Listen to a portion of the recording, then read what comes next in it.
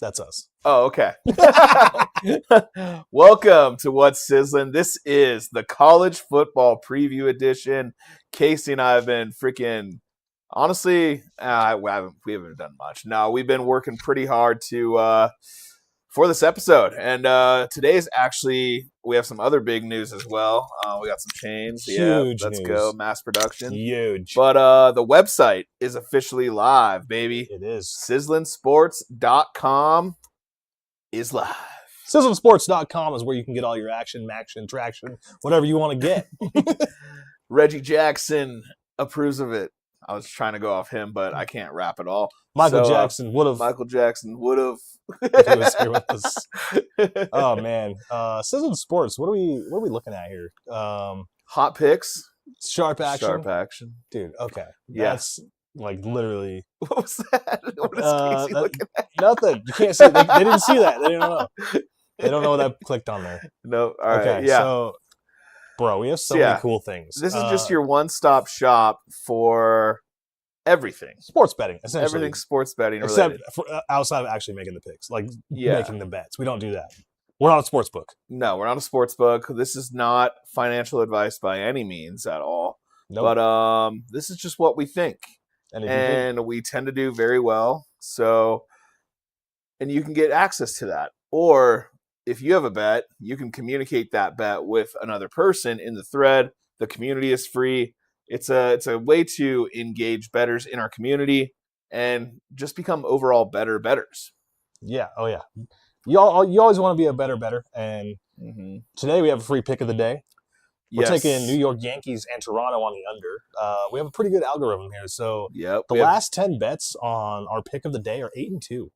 Which makes sense because Dylan Cease is going for the Blue Jays, and the numbers back it up. Cease has been arguably one of the better pitchers of this year, especially in the second half. Dude is phenomenal. So, yeah, that's the free pick of the day is the under. But if you want access to all of our other picks, it's a short price of $9.99 for that specific model. Or if you want the entire model, which includes baseball, basketball, NCAA football, NFL football, that's $30 a month. NCAA $30 basketball. a month to get, NCAA basketball too.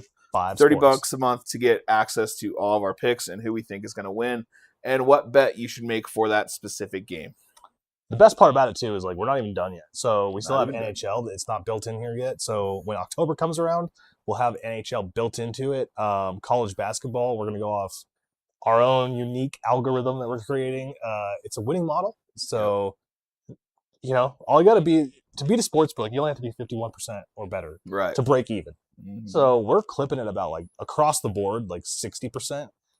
Baseball is our best. If we went and looked at baseball and like how we performed this season, like MLB, you are up like, I think it was, let's take a look. Yeah, you're up 140 units on the season. 606 and 411. Bro, if you started the season betting every single one of these games at $100, you'd be up $14,000. Yeah, well, I wish I would have done that. But your name's the Prince of Parlays. So. Exactly. I parlay, right? Yeah. And so also what I'm going to do daily is I'm going to post my best bets of the day too. So, yeah, you'll unlock access to that as well. Oh, yeah. We didn't even show the community. Yeah. So here's the community. We also have a free NFL Survivor pool. Oh, we Shout out to Big Turkey Crib. He's actually been carrying the posts and picks lately on our thread. Mason DeMoss, what's up, baby? Big Mace. Oh, he's in there. He's Money Mace. Survivor pool. He's in the Survivor pool. $500 gift card to the winner for the Survivor pool. You got a couple weeks. With me, so he's competing with me. We're the only two in there. Hey, I'm getting in there. You know I'm in there. Okay, yep. All right, yeah. Survivor pool, $500 gift cards, totally free to enter. That's basically it. You just got to go pick a winner of each game. We have a tiebreaker. Tiebreaker is going to be an NFL playoff predictor. So whoever predicts the most games right in the NFL playoffs, that'll be your tiebreaker. If it doesn't come to that, then whoever's the last man standing wins the full $500 gift card. Honestly, you could win after week one. You never know. Yeah, everybody could get shit on and just lose their first pick. You never know. Except for that one guy that took the Arizona Cardinals. Yeah, over the Chargers, yep. But enough NFL. I mean, yeah, screw the NFL. We're waiting This on that. is NCAA today. But we do have our NFL preview show coming up in about 3 weeks. Yes, we have a marathon. 6th. NFL September 6th, Marathon. NFL Marathon. But of course, we have to get through NCAA Marathon first. You know what? It's football. I love it. It's football time. So, are we gonna go or? Yeah, you want to go? We can just. You let's just. You want to go outside? You want to go outside? You want to go, bro? Yeah, let's do it. Let's you go. So right now go? we're gonna have the Big Ten. Justin's gonna have to run us down that, and yeah, we're gonna kind of alternate through conferences here. So let's start with the Big Ten. What do we got?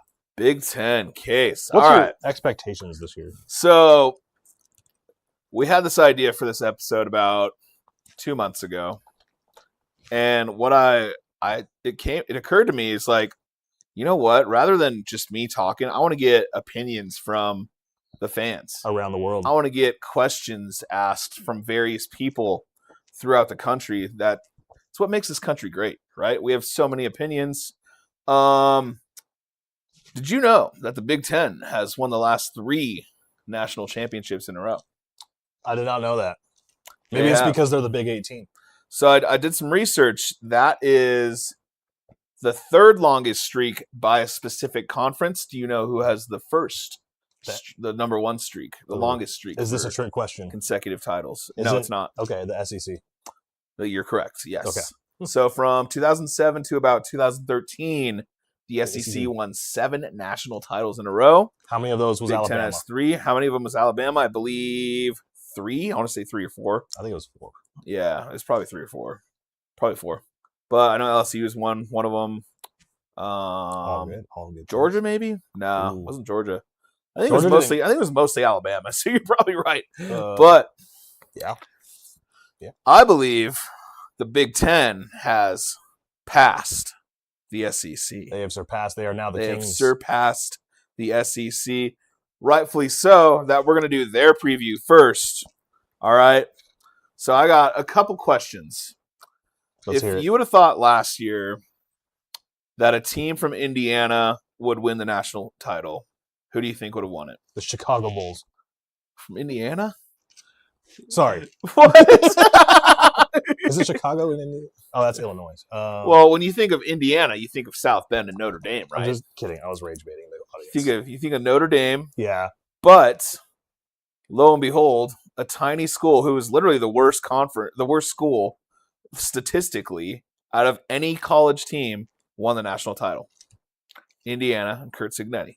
Oh, yeah. So it's kind of crazy that Indiana, out of all teams, I never would have thought like Indiana would have actually won the national title last year. Well, when you look at their roster and like so the start crazy. of the season, it was out of the blue, essentially. It's very, very out of the blue. I mean, Curt Cignetti is just, honestly, props to Curt Cignetti. I believe Indiana could be potentially the next Alabama with the way Cignetti has built his program, recruits, and just brings in and inspires his team. Indiana's a problem. And you guys, we're going to have to face it. You know, the little younger brother who, well, not even the younger brother. Stepbrother. Like, probably almost the retarded stepbrother. Like, finally has like a seat at the table and is now just knocking teams off left and right. So it's Thanksgiving and he's sitting with the adults. So last year, Indiana beat Oregon at Oregon, beat Ohio State in the conference title game. That was a game. Absolutely beat the piss out of Oregon again in the semifinal. That's true. And then in the finals beat Miami. And then they also smoked Alabama in the quarterfinal. So Indiana's for real. They're sticking around. I expect another big year. Another part of that. So I actually have questions from around the country, Case. Okay. Fans actually have. They wrote in. Eugene from Eugene writes, is this Oregon's year to finally break through, win the big title, and make it to the CFP final? I believe so. Oh. I believe Oregon is going to be the best team in the Big Ten this year. I believe they have enough talent with Dante Moore coming back. Even if they had just Dylan Raiola, their D-line and their O-line and their running backs, special teams, everything. They also have Coy Parrish from Minnesota, which I don't know how Oregon does it every year. They get like some superstar white guy just to like transfer in from some other school. Oregon's for real, man. Oregon always throws me off because, like, if you've ever been to Oregon or Eugene, Eugene um, from Eugene. Thank you, Eugene. It's literally like, I don't know. It's like in the middle of nowhere. Like, it takes 2 hours to drive to Eugene from anywhere else around the Oregon like coast. Like, you're very right. Yeah, it's like you go. So Portland's like 2 hours away from there, or like maybe an hour and a half. Like, but if you go to Medford, it's like the south of Oregon. Like, that's another 2 hours. Like, those are the next two closest cities within relative size of Eugene. And it's like, it always surprises me. It's like, how do you recruit kids to that school? And like, how do you sell them on that school? That's my question. It's like, like Phil Knight. You know what I mean? Like, a lot of Nike money. That's true. I guess they got that. It just always confuses me how Oregon recruits so well. That's a very interesting question. I believe it's not like they're a major metropolitan area. I think the Nike brand has a lot to deal with it. Free shoes for life. I think like kids kind of want to be on the trendier edge. So I think that's kind of where they target. But moving on to the next question. Christopher from Columbus asks, can Ohio State respond after losing back-to-back games and pretty much their entire defense? Ohio State, offensively, juggernaut. Defensively, there's going to be some major questions heading into this season. Like, we know they're going to score points with Julian Sayin and Jeremiah Smith. Yeah. But I don't know if their defense can stop or if they have enough national talent, or not national talent, but talent to stop one of those national powerhouses. That's fair. And then Ann from Ann Arbor, she writes, did you handpick these names? Will Michigan be able to overcome all the drama with Sharon Moore and move on with Kyle Whittingham at the helm? What the fuck happened with Sharon? Like, what on God's green earth was he thinking? I think Michigan they should have stuck with that one guy who was their coach, who was like the big fat guy. Oh, I don't know. Was he in between like Harbaugh and Sharon Moore? Yeah, he was like the guy they hired after Moore to like coach in their bowl. The interim? Like the big old dude. They should have stuck with him. But like, if you ever have like a case for somebody that ever lost their living fucking marbles, it was Sharon Moore. Moore, definitely. He got caught basically cheating and on his wife. That's what happens when you lose to Ohio State. You lose your fucking marbles. Lose your mind. Yeah. No, but I think what Ohio State did, or not Ohio State, but Michigan. What Michigan did was great with Kyle Whittingham. Whittingham is a phenomenal coach, but we will see. He's been at Utah like the last couple of years. Utah's not really in the major spotlight as Michigan is. Mm-hmm. So we'll kind of see what Whittingham can do. I think Whittingham has enough poise and experience to handle that spotlight. And I think he's kind of more of a stability force for Michigan. Now, granted, it all comes down to Bryce Underwood and that Michigan offense. We know Michigan's going to run the ball, but can they actually pass the ball to give them a chance at winning a title? I don't really think so. Yeah, that's been a problem, Cotton. It's been a problem, Cotton. All right. My computer doesn't want to scroll down. There we go. How much time we got left here on the Big Ten? We got 2-minute drill. 2-minute drill, Big Ten. So what are who's winning the Big Ten? All right, sorry, Lincoln from Lincoln. What makes the big conference unique? Ground and pound, tough and physical football. That's what makes this Big Ten apart. And Peter from Piscataway, right? So what teams could surprise? Where the hell's Piscataway? New Jersey, Rutgers. Oh, okay. Yeah. Penn State has a fairly easy schedule, so watch out for them. Nebraska as well. Penn State's got an all new look. I was gonna say, didn't they remodel their stadium? No, they've Northwestern did. Northwestern has a new stadium, which is going to be cool. But Penn State basically has Iowa State from last year. Mm-hmm. Matt Campbell brought over a bunch of players after James Franklin took the job at Virginia Tech. Penn State actually avoids Michigan, Ohio State, Indiana, Oregon this year. So potentially I could see Penn State making it to the Big Ten title game. Yeah. And then the games of the year. So we got a couple savory, tasty matchups, Case. Mm-hmm. So besides Ohio State, Michigan, that's kind of what we play every year. Washington takes on Indiana in November. Ooh. That's going to be a perennial playoff matchup there. I feel like that's a pivotal game for either team to make the college football playoff. Either team, it's going to have an effect because Washington plays Oregon that next week. Ohio State actually travels to USC this year. Ohio State hosts Oregon this year. And then USC goes on the road to face Indiana. So those are like the 4 matchups I want to see this year in the Big Ten that will have huge playoff implications. I think we're starting to see why the Pac-12 jumped ship because these matchups insane. Dude. They're insane. This is what college football's about, baby. Insane. Like Ohio State at USC midseason, Ohio State versus Oregon with stuff on the line. The game. Insane, bro. The game. Michigan versus Ohio State. Can't miss that one. You gotta watch that. There's a reason they call it the game. Yeah. And see, that's like, it's not even like it's a given. It's so good. But there's other games too that are like, oh my God, this is like on the same level.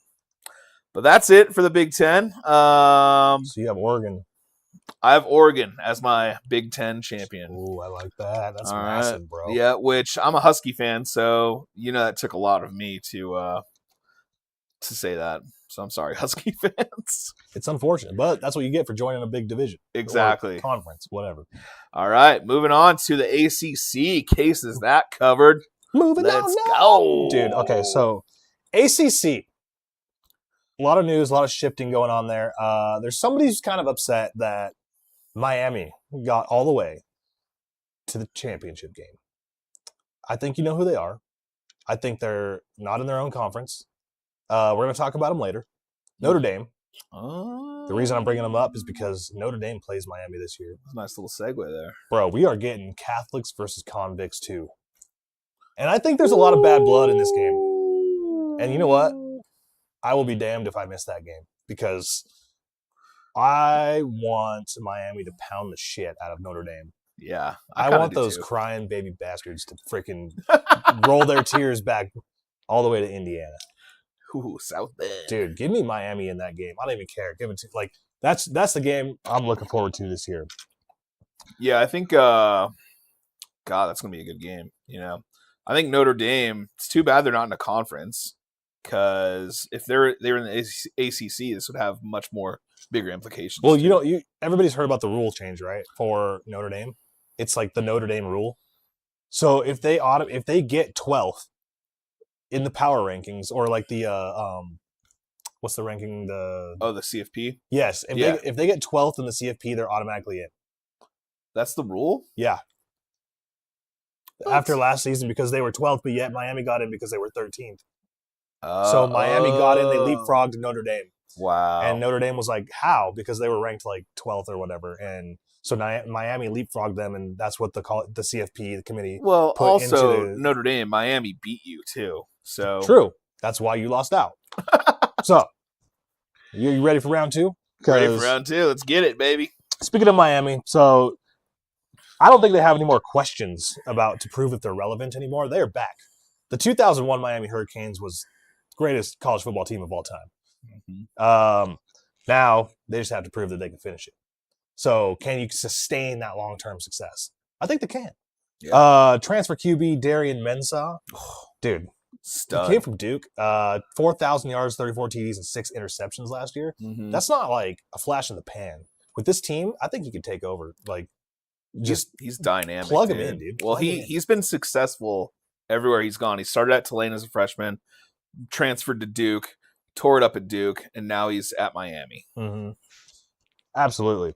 To compete with Miami, we have some other teams out there. Clemson, Florida State. These are the next 2 on the list that I have.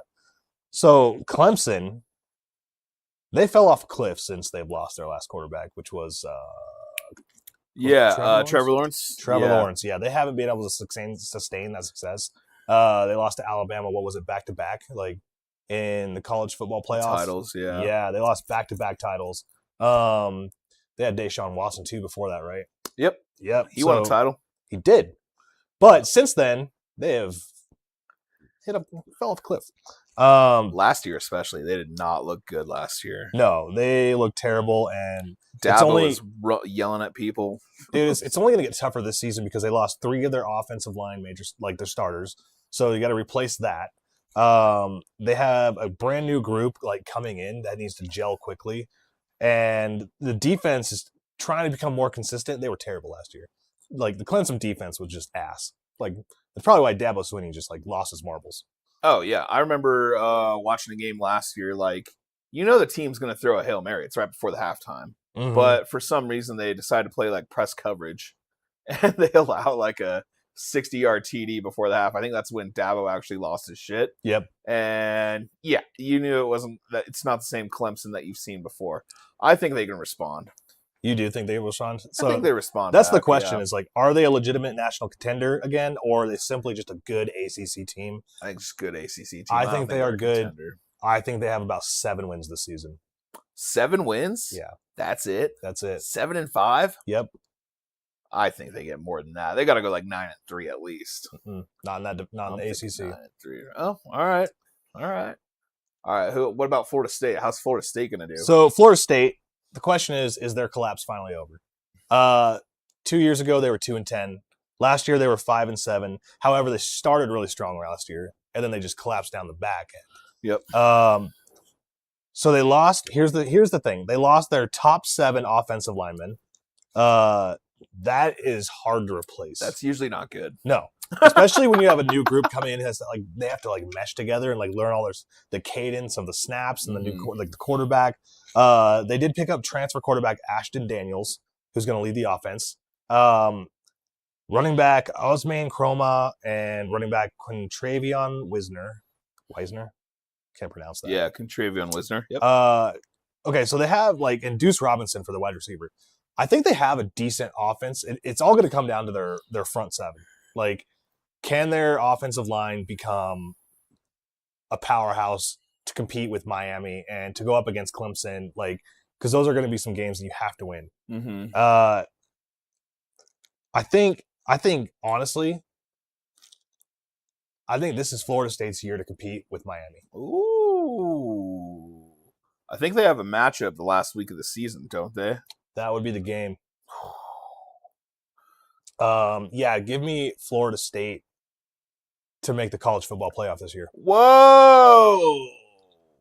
Okay. Jameis Winston's going to be back in the spotlight. Back. Get him some crab legs. I think Florida State has enough talent. That schedule's pretty brutal, though. Which is why they're in. They're going to win. Why they're in. You think they're going to come through and overcome it? Okay. I think they're losing 2 games. They're probably going to be maybe 12 or 11. Wow. Okay. I like that. Yeah. What do you think about Virginia Tech this year? Do you think Virginia Tech responds? You mean old Rocky Top? Wait, that's Tennessee, right? That's Tennessee. Damn, yeah. Shit. Virginia Tech has James Franklin now. Do they have James? Is it yeah. Virginia? Oh, they do Enter Sandman. That's their intro. Yeah, they do Enter Sandman. Sorry, I was trying to think of awesome fucking videos I've seen in my life, and that was one of them. Virginia Tech. Give me your rundown on Virginia Tech. On VTech, I think it's going to be an interesting year. They're going to be competitive, but yeah, Franklin's going to bring in that excitement that they've been kind of lacking. Yeah. I believe they retained their defensive coordinator. Okay. Yeah, Brent Pry actually was their head coach, and then he actually stuck around Virginia Tech and was because I think he's a disciple of James Franklin. So it's kind of an interesting story. Disciple. So he branched off from Penn State, went to coach Virginia Tech, sucked at it, and then Franklin comes back to kind of save him from Penn State, and so now they're kind of working together again at Virginia Tech. That's a pretty good combination. That, right?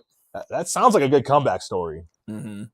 So we'll see how they do in year 1, but yeah, absolutely. Mm-hmm. So my take on the ACC final ACC champion, I'm gonna give it to Miami. Miami's going to take the ACC crown. Okay. But Florida State is also going to make the college football playoff. I like that. Fun fact, Miami has never won the ACC. Get your bets in now, folks. All right. I like it. We can move on now to the big... Oh, yeah. Big, SEC. SEC, SEC, SEC. All right, here we go, man. Welcome to the SEC, a.k.a. the biggest show in college football. AKA Big Schlick's Big Pick. A.k.a. Big Schlick's Big Pick. I mean, besides the NFL, the SEC is probably the biggest football league in America. Everyone knows about the SEC. Everyone knows that all the NFL. If you want to go to the NFL, you better go to the SEC. All right. Adam from Athens writes, is this the year the SEC snaps the big conference's streak of consecutive national titles? Adam from Athens, what a freaking question. I believe Athens, Georgia, by the way. So that's a great question coming from someone from Athens. That's true. Right? His last name's not Considering Apple. Georgia, a.k.a. the number 2 rated preseason team in the country, comes from there. I believe the SEC will not will not break the big title. What am I trying to say? College football playoff. I believe the SEC will not have the champion this year, but they will have about 4 or 5 teams that are in the college football playoff this year. That is how good the SEC is. How many teams? Okay, I think Georgia will make it. I'm going to look out for Oklahoma. Also, Texas. Texas is nasty. Okay. And then, believe it or not, Case. Yeah, I already had Georgia in there. Okay, that's 4. My dark horse, who I think is going to win the SEC this year, Ole Miss. Ole Miss has that sweet, sweet, sweet sound of revenge whispering in their ear. I did remember this. We talked about this. Who's their captain that jumped ship last season? Lane Kiffin. I think they're out for blood, dog. They are out for blood in Oxford, Mississippi. All right. I was talking to one of my buddies, Paul. He played baseball down in Mississippi. Said it's a different type of animal. Said Lane Kiffin, if he wins this game, he might not make it out of there alive. Someone's going to poison his food. Someone's going to mess with his airplane wheel. He might not make it out. If I'm Lane Kiffin, I might just take this backwoods ass whooping out in Mississippi. That way I can survive and that's a different kind of hopefully move on. There's nothing like a backwoods ass whooping. No, that's right. I've had a dry desert ass kicking, but a backwoods ass whooping, that's phenomenal. That's going to be the game to watch. Right. Dude. So yeah, that's going to be the game of the year in the SEC. We're only like LSU at Ole Miss. Unfortunately, it's week 3. Well, I mean, actually, it's not unfortunate. It'll be it's actually perfect. It's week 3 because both teams will probably be 2-0, right? Yep. And so they'll have all the hype in the world. So yeah, both will be undefeated. LSU is going to come in with Sam Levitt at quarterback. Just freaking phenomenal game, bro. And LSU is just going to come in with all their transfers versus the homegrown Mississippi boys. And I think Trinidad Chambliss is going to work that magic again. And Ole Miss is going to beat LSU. I'm an LSU fan, but I think Ole Miss has that magic. If I was Ole Miss, I would try to run I'd try to run a wheel route with your running back. Right off to the corner of the sideline. And just have that running back drill Lane Kiffin. Run into Lane Kiffin. Just sack the living shit out of him. I'm not saying that should happen. Yeah. But if I was the coach, that might be a play design that I draw up just to get the school hyped up. Hyped up a bit. All right. Another question here. Andrew from Austin writes, is this the year where we can finally say that Texas is back? Is Arch Manning the answer? I think he is.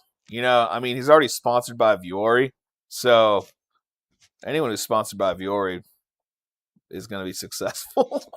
Livy Dunn's the only one success. I mean, I guess a follow-up question to that. Is he the number 1 pick next year? Ooh, that's a good pick.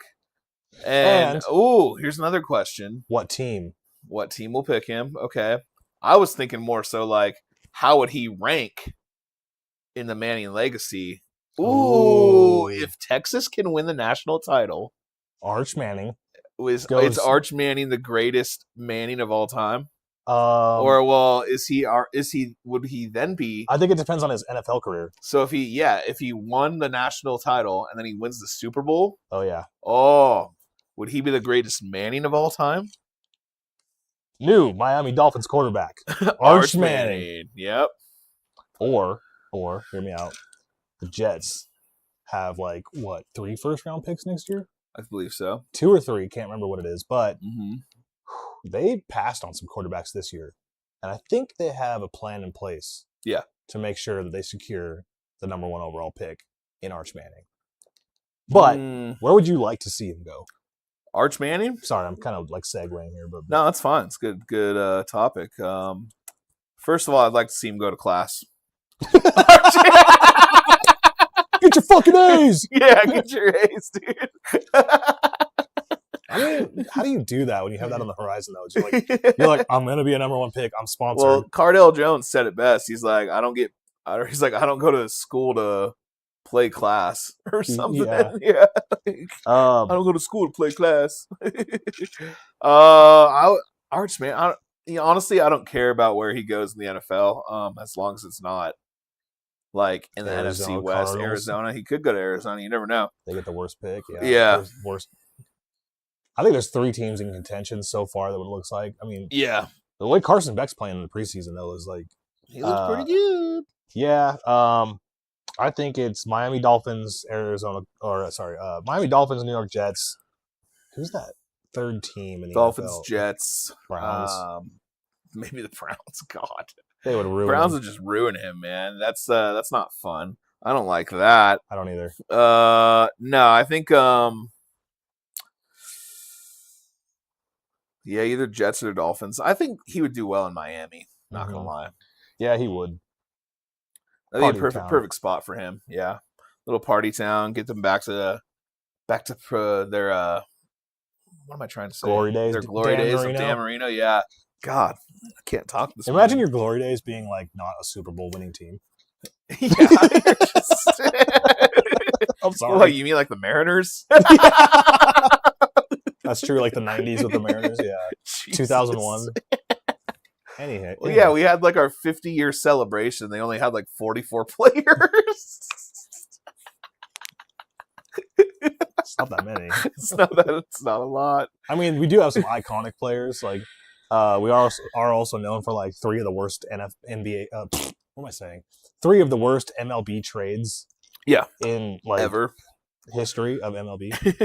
Well, you gave away Alan Rodriguez. You gave away David Ortiz. Yep. Gave away David Ortiz. Yeah. And did we trade Randy Johnson? Or we traded Randy Johnson as well. Yep.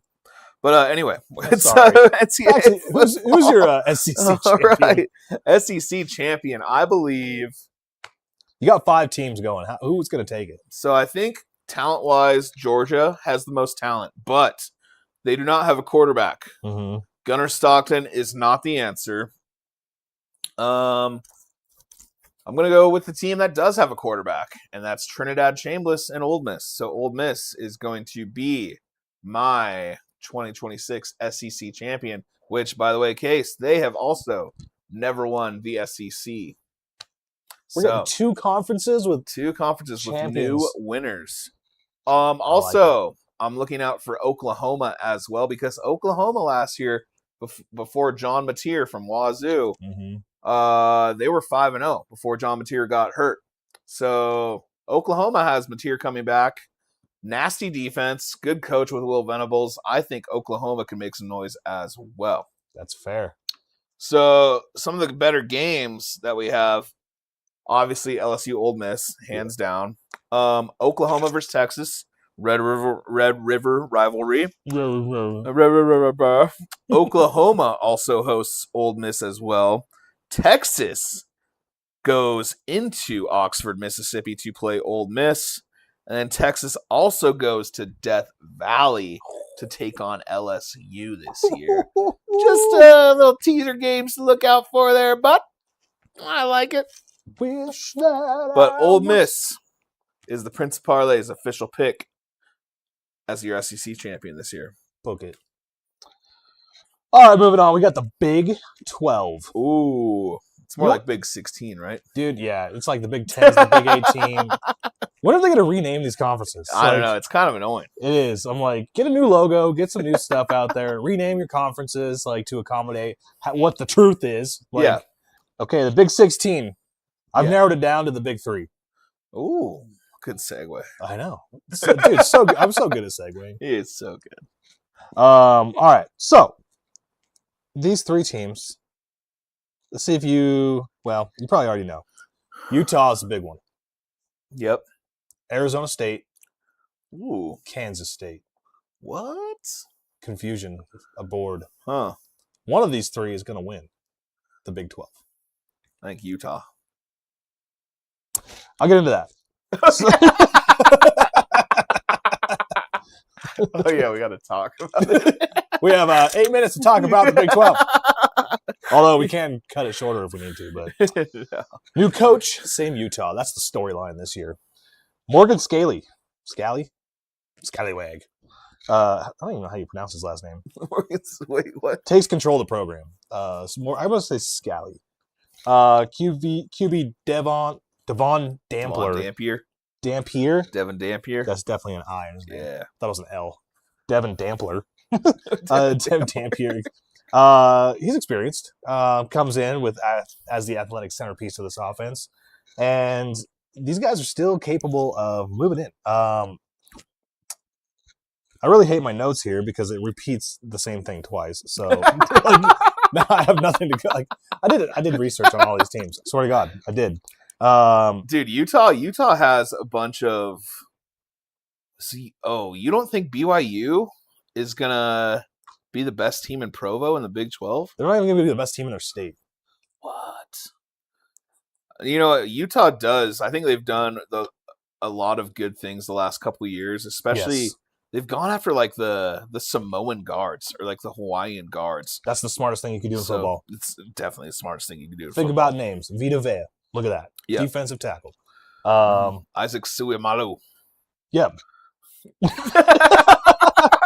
I'm not going to pronounce the other guys' names, but yeah, you know what I mean? Mm-hmm. Like, they're all 6'7". Like, when they come over for Thanksgiving dinner, they eat the whole turkey. They eat the whole turkey. Yeah. Give them everything. Mm-hmm. Moving on. Arizona State. Here's the question. A couple years ago, this guy, little tiny guy up in New York right now, just came off of surgery, got his leg broken. Cam Scatabo. Dude, he was tearing it up in the playoff. Yeah, he was. I remember watching him, and I was like, that guy should be a first-round fucking pick. Was he? Nope. No, he wasn't. And I thought he should have been. And now he's starting running back for the New York Giants. Mm-hmm. What does Arizona State have to follow up with? In 2024, they won the Big 12, and then they fell off a little bit with they lost all their starters. Basically, went 8-5 last season. QB Sam Leavitt transferred to LSU. Yeah, so they lost him. And this is after the whole Washington, Lane Kiffin debacle. Washington tried to siphon our quarterback. Damon Williams was rumored to be going to LSU. So, well, he signed the paper to stay at Washington, and then he found out Lane Kiffin was leaving. Yeah. Lane Kiffin tried to get him to go over there, and then he was like, "Yeah, I'm leaving." Bye. And he's like, "Well, you guys already signed the paperwork. You can't leave." And then they threatened legal action. And then guess what? He's now playing for Washington because he signed the paper. So there's nothing like forcing your quarterback to play for you. Exactly. As long as you got the dollars to speak for it. You got the dollars. Either way, the team has basically the same colors, purple and gold versus purple and yellow, whatever you want to call it. Either way, you're wearing purple this season. Be proud of yourself. Speaking of nothing that has to do with nothing. Kentucky transfer Cutter Boley expect to take over at quarterback this year. So, Cutter Boley, that's one hell of a name. Cutter Boley. And then, speaking of names, Kenny Dillingham coming in at year 4 for Arizona State. Do we just make these names up? Where's our producer? Where's our? Dillingham's cool, man. I think he's like younger than us. Dude, everybody in fucking college is younger than us. It's so true. We're still in our primes. We're still in our prime, but dude. we're not college age. Yeah. We're like retired college age. We still party, dude. We still party. Yeah, bro. till like 9:30. We still party. And then we gotta take care of the baby. All right, now to my third team, Kansas State. These guys, like, I don't know what to expect. I can never bet against them and bet for them. Like, when I bet for them, they don't cover the spread. When I bet against them, they always win the game. So, Avery Johnson's returning. Yep. It's going to be one hell of a quarterback this season. Do they still have the same hair? That's a good question. I haven't seen the updated pictures for the rosters yet. New coaching era, they got Colin Klein, who's going to lead the program, and star cornerback, anchors the secondary, Zayshawn Rich. Last season, he had 57 tackles and 11 pass breaks up. Dude, I cannot talk today. I'm going way too fast. I know. I can't, speak at all There's either. something in the air. It's like a wetness in the air that I can't. Just like wetness. It's just sticking to my tongue. Just got the answer. No, Kansas State quarterback Avery Johnson has not cut his signature long curly blonde hair. Did Dylan Raiola get a new haircut to not look like Patrick Mahomes? I think he did. Okay. I don't know. Grow out an afro like Jay-Z. You know what Raiola said? Dude, he was getting interviewed. Granted, this is the Oregon backup. He was going to be their starter until Dante Moore said he's coming back. But Raiola was getting interviewed, and he's like, "Yeah, it's actually nice to have talent around me." Like, what the fuck? Oh, what? You had talent at your other school. You had talent at Nebraska, bro. Nebraska's not that bad, dude. What? I'm like, you're a backup, and you're just talking shit. That reminds me of when Shedeur Sanders was being interviewed, and he's like, "Well, if I had more time to pass the ball or whatever he said," throws his offensive line under the bus. It's like, I get your piss, bro. But don't take it out. Colorado, yeah. Colorado, yeah. It's like, come on. Mm-hmm. So, anyways, my big three: Utah, Arizona State, and Kansas State. Hey, doesn't Colorado play in the Big 12 too? Guess what? They do. Guess what's not going to happen? They're not going to make any noise in the car.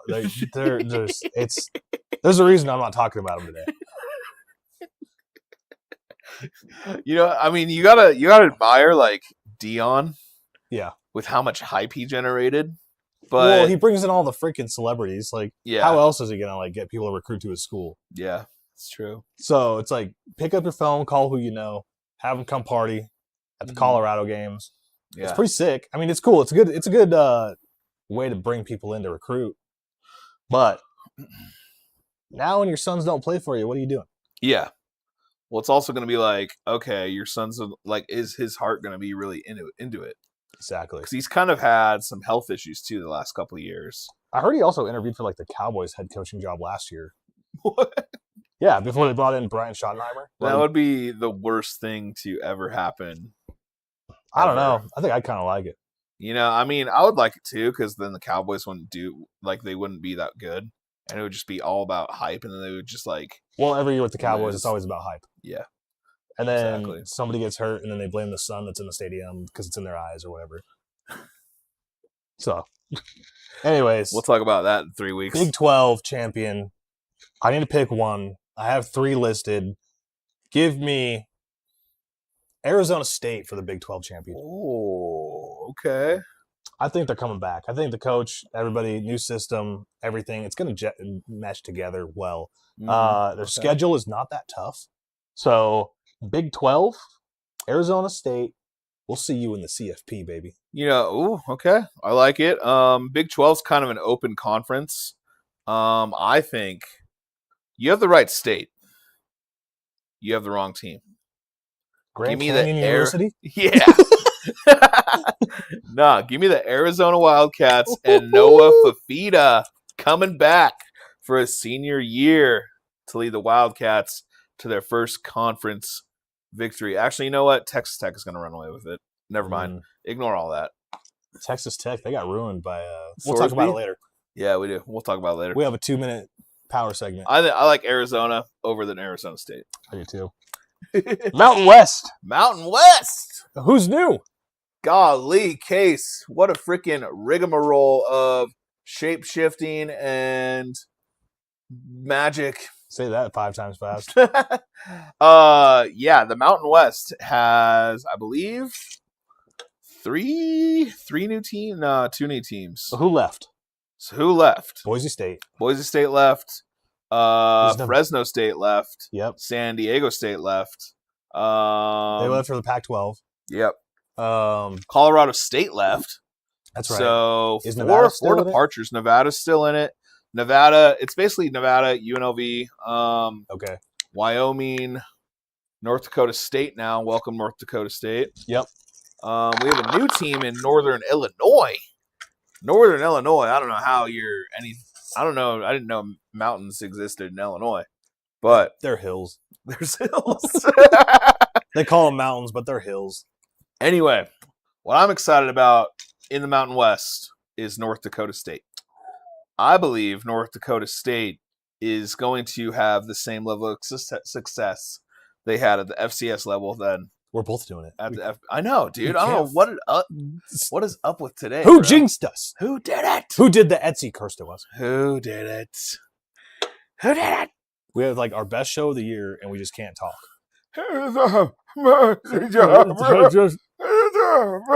Just 7 Caesars no 7.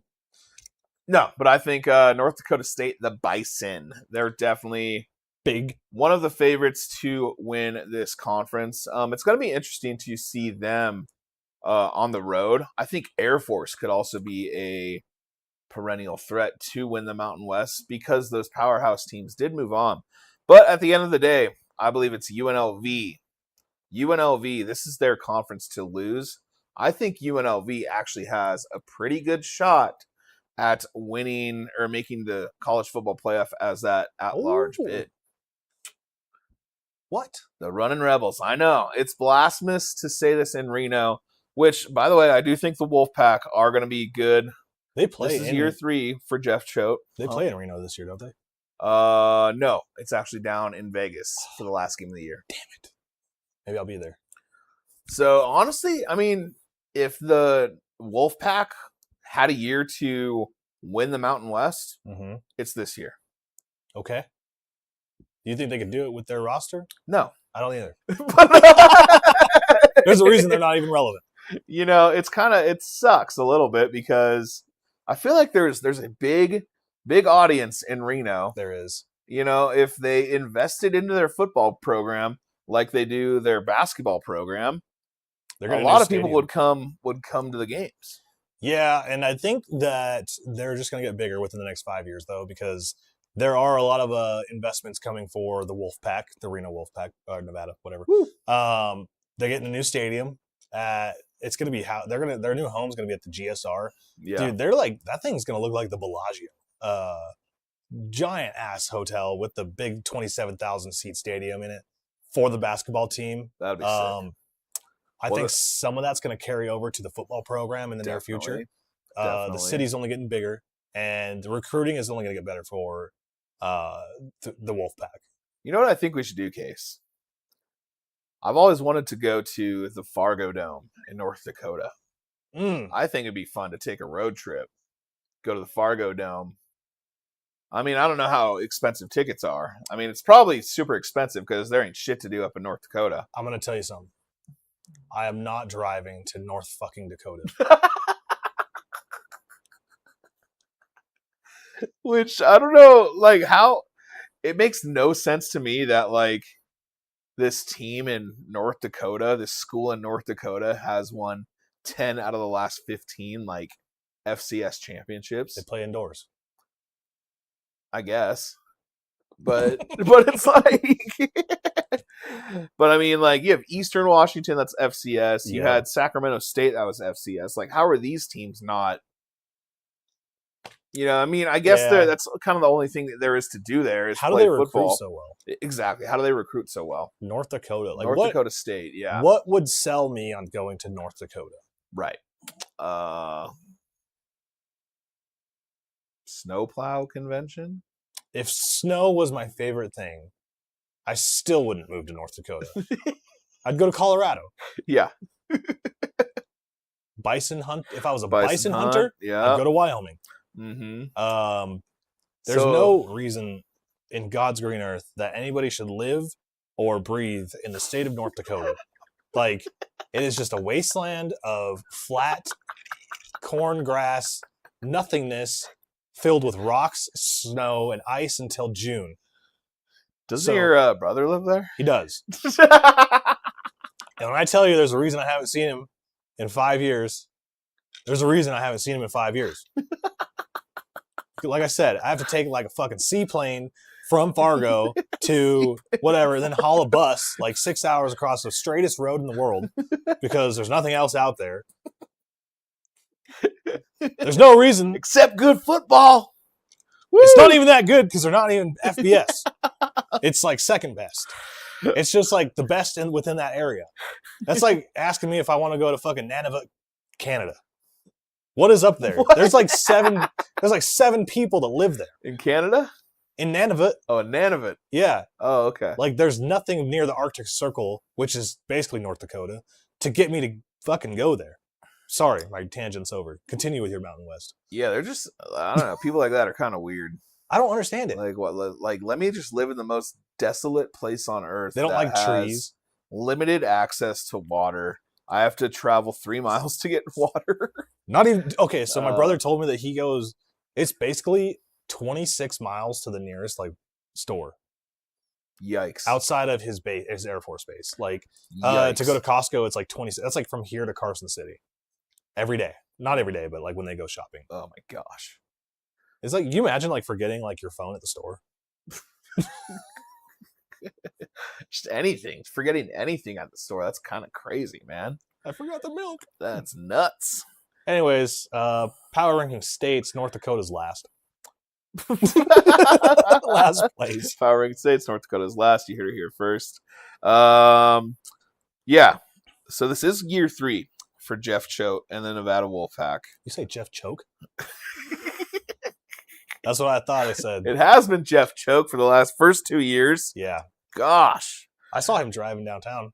Did you really? Yeah. What does he drive? I can't give it away. It's just yeah, you can. Okay, it's like a dark gray Toyota Supra. Supra? Yeah. The fuck? Come on, Jeff. You gotta like drive like a Navigator or something. Like, yeah. I mean, if you're a coach, you can't be driving a hot rod. It's a little flashy. Like, what? I think he just came out of the sports book too. Probably. I'm just kidding. That did not happen. I'm not insinuating anything. Yeah, I think conference winners, it's either going to come down to North Dakota State or UNLV. UNLV has lots of talent. I believe if they could probably go undefeated this year with how their schedule pans out. They should go undefeated, honestly. They have Dan Mullen at the helm. This is year 2 for Dan Mullen. And Mullen used to coach at Florida. So he knows how to win. That is such like an opposite like contrast of like cities. Like North Dakota versus UNLV. You have like one of the major like metropolitan areas. Like the hottest state in like on record, or well, Arizona is, but still like and then you go to North Dakota, it's like versus the boys from nowhere. Yeah, I think that's a cool nickname. If it comes down, that is a cool nickname, honestly. Good job. Thank you. Yeah, I think if it comes down to it in the title game, I'm taking North Dakota State. The underdogs, baby. Taking the underdogs. So you heard it here first. North Dakota State is going to win the first Mountain West title in their first year of existence. The Biodome Boys. The Biodome Boys. All right. The desolate degenerates. Kind of upset on my little notes here. Uh-oh. What are you upset about? I'm upset that it didn't capture all of my notes. So coming up, we have the MAC, M-A-C, Maction Action packed. Midwest Athletic Conference. Is that what it is? Midwest. Yeah, I think it is Midwest Athletic Is it? Conference. I think you're right. I think I'm right. No, I think it's no, it's not Miami. Miami Athletic Conference. Well, we're probably going to power through this one. Yeah, that's fine. Because there's only like 2 relevant teams. I bet you could probably name them. In the MAC? Yeah. Ooh, return to the MAC. 2 relevant teams. Who do you think the 2... Just pick 2 teams from the MAC. Teams from the MAC. What I'm going to go first Ohio Bobcats. Is Miami, Ohio? Yep. Nope. Ohio Bobcats. Okay. That's not who I was thinking of. Western Michigan? No, not even close. Oh. Miami of Ohio. Toledo. Toledo, the Rockets. And Miami. And Miami. Ohio. Of Ohio. Miami. Red Hawks. Yeah. Those 2. Those are the only 2 relevant teams you need to know about in the MAC. They're going to be only the ones that are going to be powerhouse contending for the CFP, and only one's going to make it in. You think a MAC team is going to make the CFP? Do they not? It's FCS, right? It's FBS. So if they win their conference, don't they get in? No, because group of 4. They're part of the 5. It's Mid-Atlantic Conference. Mid-Atlantic. That doesn't make sense. Prove it, Jeff. You know what? It's fine. Thank you, though. We're just going to skip this. You know what? We're just going to skip. We're going to skip them. They're not irrelevant. It's irrelevant. Give me Toledo to win the conference. They're going to beat Miami, Ohio in the conference game. Yeah. And then they're not even going to go to the playoffs. So what the fuck's the point? Yeah. Well, I did realize that I could oh my God, dude. Okay.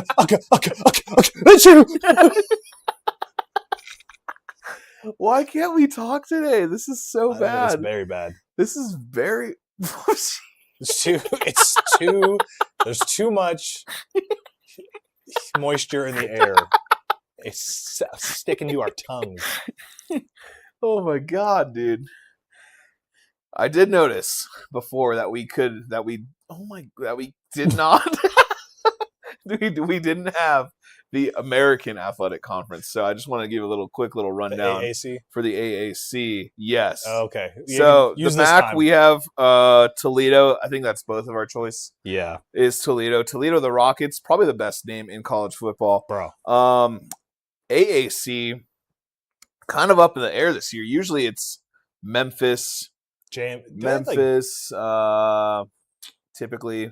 A lot, but both military academies, Army and Navy. Yep. I think this could be a potential, I think the last 2 weeks of the season, you could have Army versus Navy in the regular season finale, and then Army versus Navy in the conference championship game. What? How sick would that be? Super sick. Freaking super sick.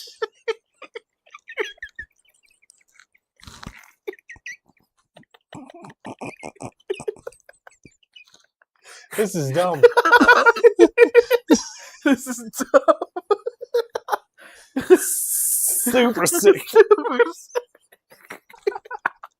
My eyes are watering. I know. My face is red. It's hot. AAC. All right, yeah.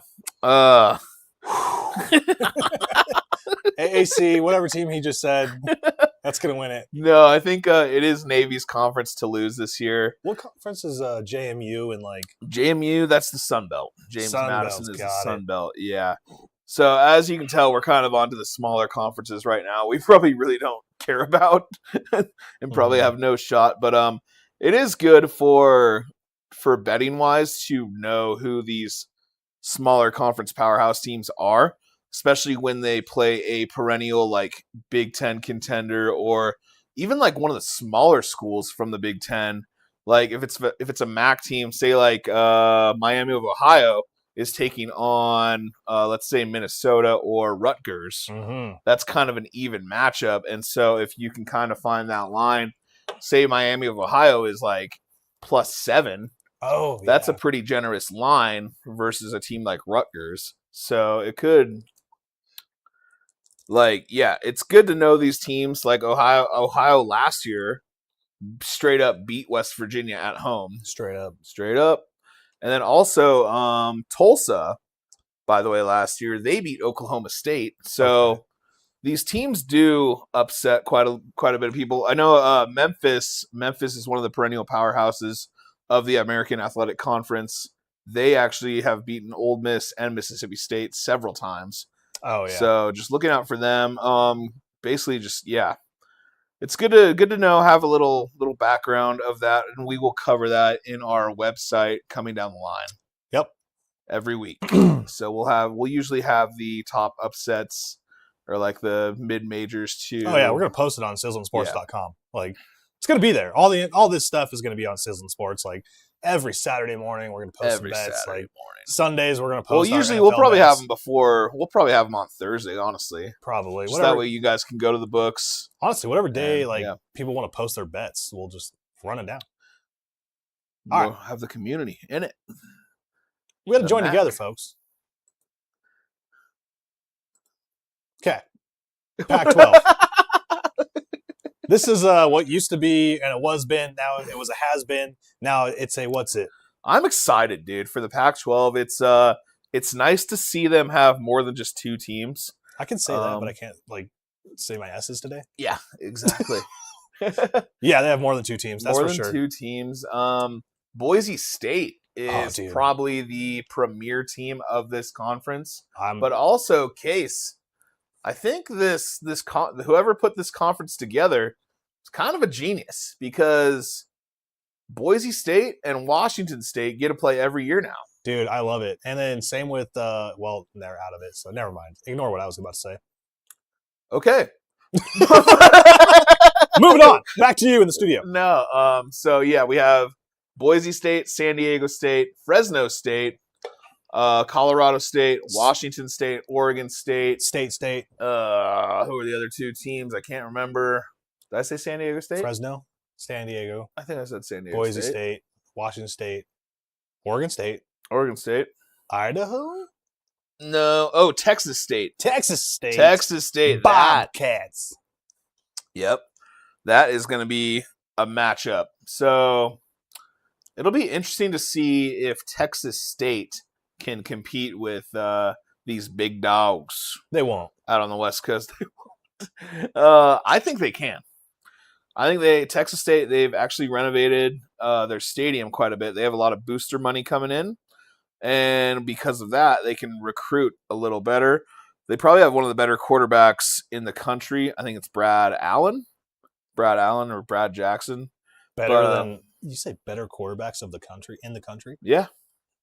Like competing with like Raiola and Moore and Raiola's on the bench, dude. Archie Manning, and you think he's one of the top contenders? Well, some of these smaller school quarterbacks transfer into these bigger schools. So I think if Brad, I'm just going to call him Brad, if Brad has a good year at Texas State, he's going to transfer up and go to let's say whatever it was. Because we had Mestamaker, Drew Mestamaker from North Texas last year.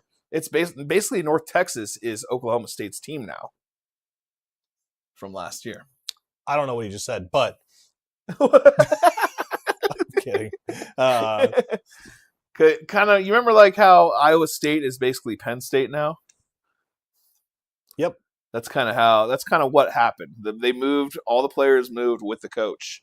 Oh, so all the players from that school moved with that coach to that other school. It's like when you buy a new house and you have to take all your belongings from your old house to your new house. Exactly. Yeah. Nothing gets left behind. It's exactly like that. 100%. Except these players get paid a lot of money. And sometimes you buy houses. And you lose money. So Pac-12. Pac-12. I honestly think Washington State will be last place in the Pac-12. What a plot twist! Washington. No, I said that because... How do they recruit, though? It's like... No, I actually think Washington State, they can they have a shot at the Pac-12 title this year. They do have new facilities, new coach. I think honestly it'll just be a major accomplishment if Wazoo can actually retain their coach for more than a year, because they've kind of had like the portal curse, portal curse. They've had the portal bad luck for the portal because all their coaches have moved on. I believe like last year's coach, he's actually coaching at Iowa State now. Yeah. So it's kind of, it'll be nice. I don't want to see Wazoo do bad. Right. I think they have a shot, and I think it's going to be fun when they play Boise State, because you get that like Pullman versus Boise. It's only like 90 miles away. Yeah, it's good. It's a good drive. It's a bus ride for sure. Like it's you're not. Oh, you mean like it's a player bus? Yeah. It's a little stone's throw. Like, why do you have to take a bus? Like, what are you talking about? 15 seconds. So we got a powerhouse into Alabama, but Pac-12, you got Washington State taking it all. I have Boise State taking it all. I think Washington State could surprise though. That's fair. Give me I was gonna say Boise State as well. All right. Now, 2-minute drill. Powerhouse. Who's got Indiana? Oh, I think I do. You do. I got Miami. You got Indiana. All right, nice. Is it possible for Indiana, look at your guns, the classic basketball school, the perennial newcomer, forgotten about team that never played football, is it possible for them to repeat as champions? I'm going to say yes. I believe so too. I think Curt Cignetti is already a legend, and he's just going to further cement his legacy. I don't think it might not be this year, but within the next 2 or 3 years, he's definitely going to have another title. Well, imagine what he did for the boosters. Well, like to get more recruits and like a better football program up there. Like, so just the amount of stuff they're going to pump into their football program. Yeah, bro, they're going to be a perennial. They already did. Powerhouse. They already did, and they do have a great transfer this year in Josh Hoover. So Cignetti's kind of like the transfer quarterback whisperer. Yeah. He had Mendoza last year coming in from Cal. Yep. Oh my God, I just didn't get Mendoza's little brother. They did have Mendoza's little brother, but Mendoza's little brother, he transferred to, I believe, Virginia Tech. Oh, no wonder you asked me about that earlier. Yeah. So what's our expectations for Indiana this year? For Indiana this year, I think if all goes right, they could definitely win the college football playoff again and repeat. But it is very hard to repeat. I think they're going to get second place in the Big Ten. And I can see them. I think they're going to lose in the quarterfinals this year. That's fair. On to Miami, the runner-up from the CFP last year. All right. They played one hell of a fucking matchup. They did. Dude, honestly, like every game, this is where I made money. I bet the unders on almost every single game. And Miami snuck in as, I think they were number 13, but the CFP put them in over Notre Dame, which caused a lot of controversy. This year, the expectations are high. Darian Mensah coming in. He's going to replace Carson Beck. Golly. Dude, honestly, with that team, I think that your expectations for Miami should be no lower than to win the ACC and return to the CFP and give me Miami as the national football champions. As the champion? As the champions. All right. That is where Miami's going to land. That's where they're going to stay high. And honestly, I think game of the year is going to be Miami versus Notre Dame, the Catholics versus convicts too. There's a lot of bad blood, and they're going to shit all over them. I agree with that. I do like Miami as as a favorite to win the championship. I was thinking what could be a good story is Miami loses in Notre Dame that week during the regular season. Yep. And then in the rematch that is going to be in the national title game, Miami beats Notre Dame. That is a hell of a concept. Mm-hmm. Both of these teams have returning coaches. This season might be the greatest college football season of all time. It's set up to be freaking phenomenal. I have no other words. Can't pronounce them. And there's no more time. 2 minutes on the clock. Georgia. Georgia.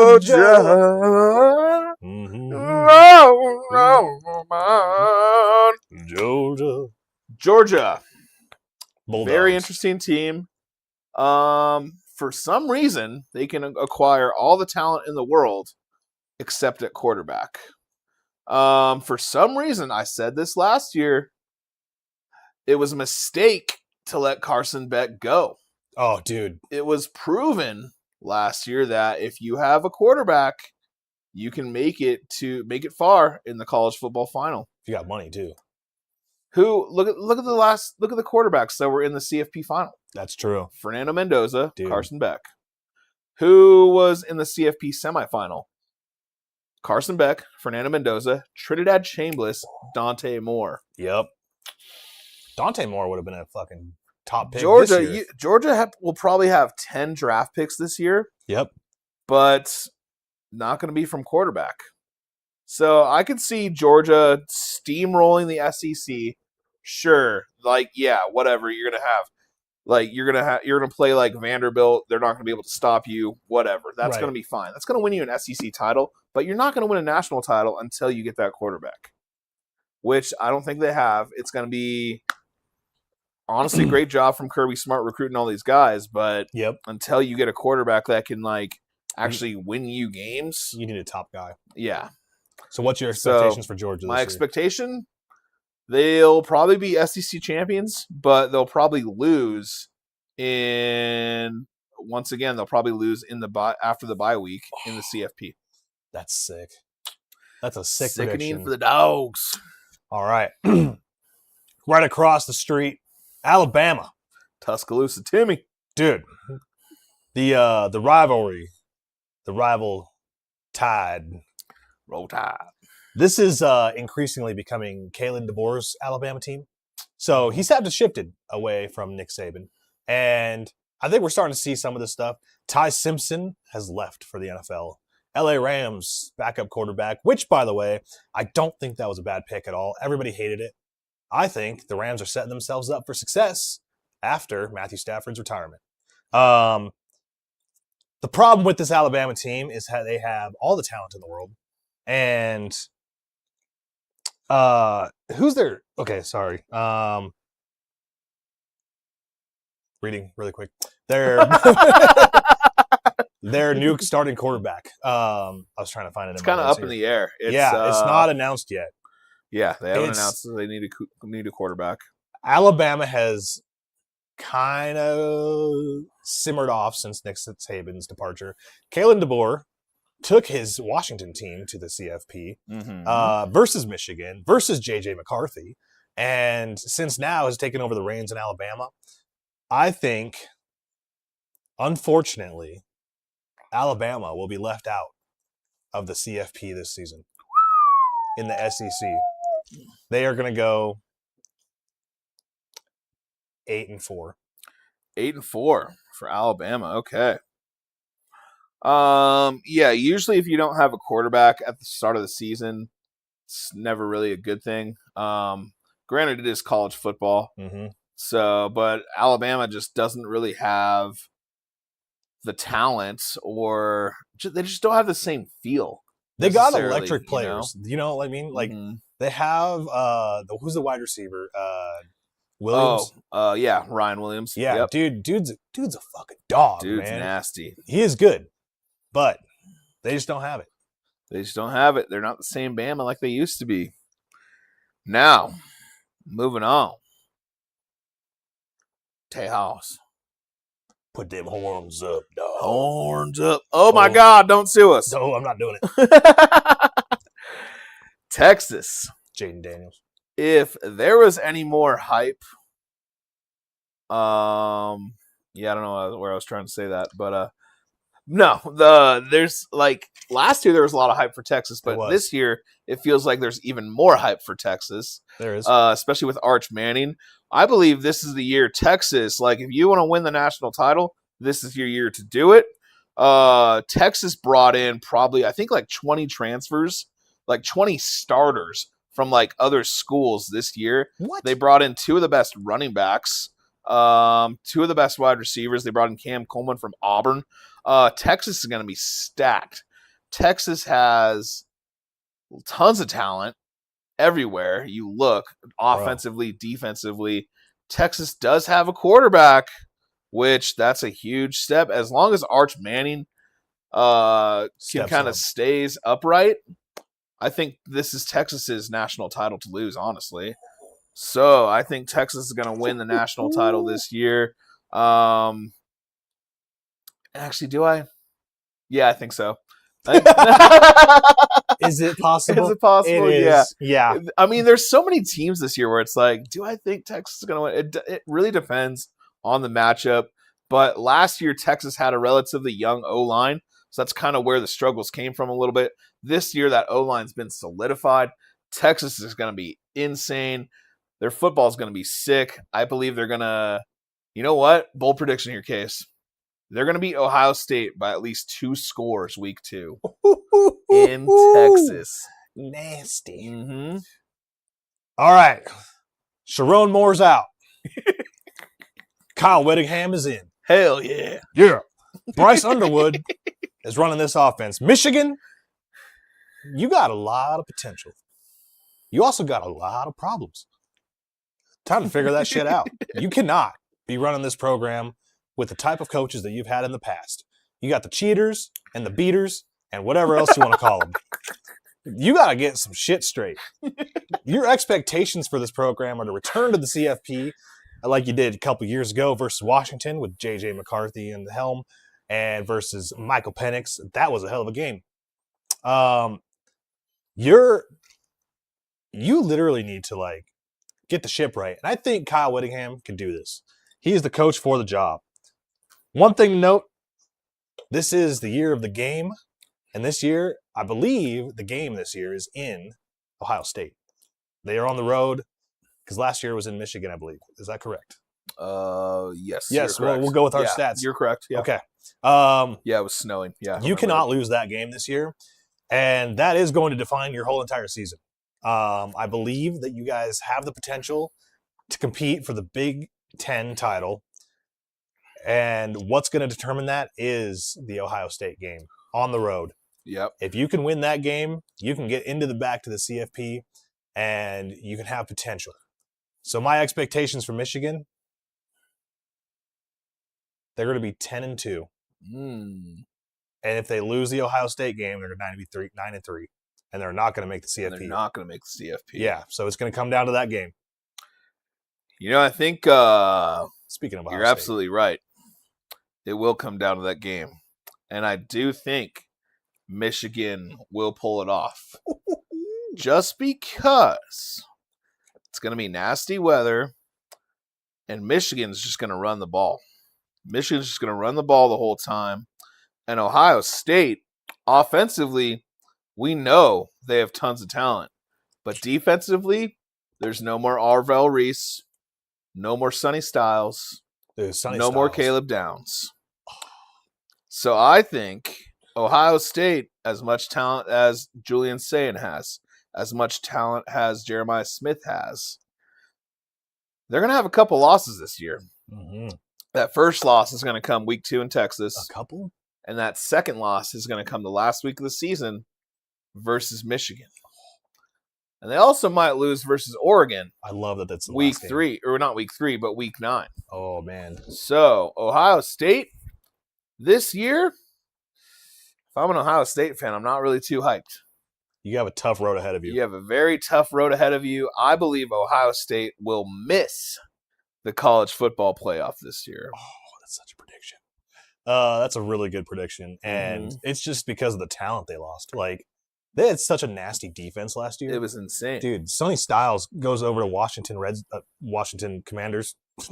Well, it's too bad that the Texas-Ohio State game isn't until week 2 Mhm. because right now, Ohio State, they've lost 2 games in a row for the first time in how long? 17 years. Has to be at least. I honestly don't have know. that information. But in front it's of me. like Ohio State, they don't lose 2 games in a row. Are you kidding me? Yo, GTR, what up? What's good? What up, GTR? You. You're number 2, apparently. You got to become number 1, dog. All right, Case, give me your Notre Dame preview. Oh, you're going to love my Notre Dame. Because there is no holding back for Notre Dame. So, there's a college football rule now that if Notre Dame gets at least 12th or better in the rankings, they are automatically in the college football playoff. Huh. And they're not even part of a conference. These whiny crybaby back bitches decided that because they got leapfrogged by Miami, which, by the way, Notre Dame would have lost the first game anyway. So what the hell are they crying about? Like, they are so pissed that they had to go to the committee and, like, they made a fucking rule for these guys. Notre Dame, as much as I love your brand and your team and, like, the culture you guys stand for, you're amazing. But this season, this is not going to be your season.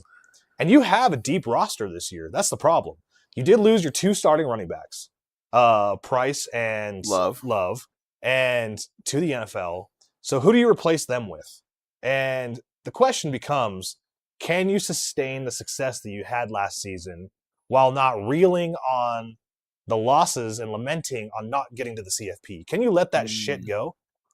Well, outside noise. It's going to be tough because your schedule is not set up for success.